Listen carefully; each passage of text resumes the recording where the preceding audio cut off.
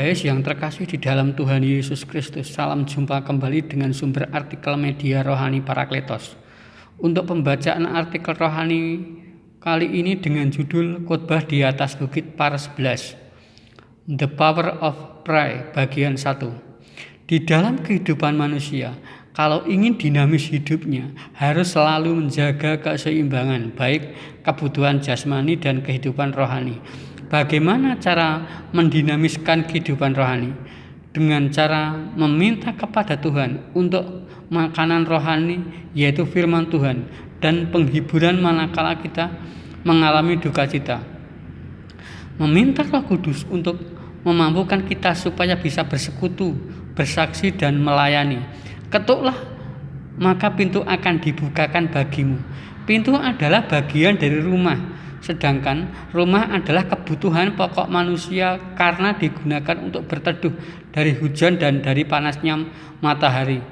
Dan tidak kalah pentingnya, rumah adalah tempat privasi untuk hidup manusia, karena dengan ada di dalam rumah, tidak semua aktivitas yang kita lakukan, tidak semua orang mengetahuinya. Pintu adalah bagian dari rumah yang finishnya untuk masuk dan keluar rumah. Yesus di sini digambarkan sebagai sebuah pintu yang dapat digunakan untuk masuk di dalam rumah Bapa. Karena tanpa melalui Dia, tidak mungkin manusia mampu masuk ke dalam surga. Begitu juga dengan kita sebagai bait Allah. Tanpa Kristus ada di dalam hidup kita, sangat sulit untuk menjaga kekudusan. Namun pintu juga dapat menggambarkan hubungan antara sesama.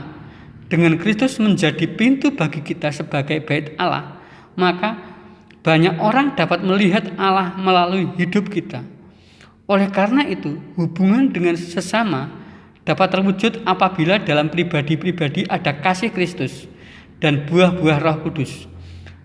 Serta kita telah menerima Kristus sebagai Tuhan dan Juru Selamat. Setiap orang yang mencari, apakah ada benang merahnya antara mencari dan pengabulan doa? Sejak manusia jatuh ke dalam dosa, ucapan Allah kepada manusia, dengan bersusah payah engkau akan mencari rezekimu dan dari tanah seumur hidupmu, semak duri yang akan dihasilkan bagimu,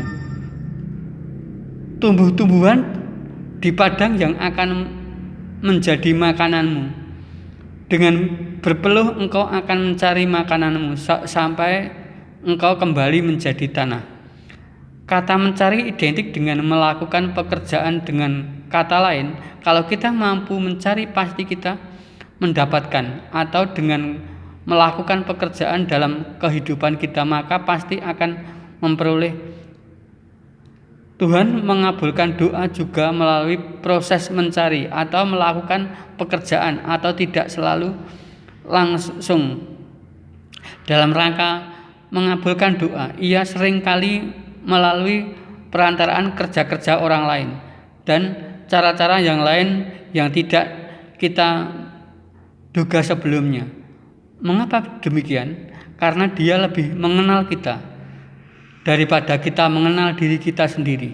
Sebagai hamba kita hanya menjalankan seperti apa yang Tuhan telah perintahkan dan tetapkan melalui firman-Nya. Tidak ada yang bisa mengintervensi atau mendikte Tuhan supaya mengabulkan doa yang disampaikan kepadanya. Soal dijawab atau tidak doa umat-Nya, sampaikan itu menjadi hak dan wewenangnya Allah sendiri. Namun berdoa kepadanya itu hukumnya wajib dilakukan sebagai umatnya. Jangan sampai terbersit dalam hati dan pikiran seandainya doa-doa yang kita lakukan itu tidak dijawabnya.